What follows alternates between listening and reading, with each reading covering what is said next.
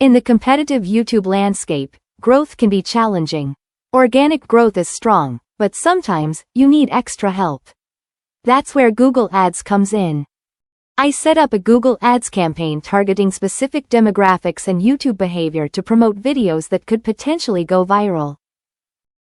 In just days, my promoted videos saw a significant increase in views from the targeted audience. This was crucial for channel growth.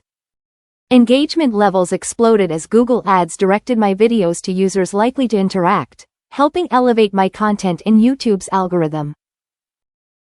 I was surprised at the cost-effectiveness of my Google Ads campaign.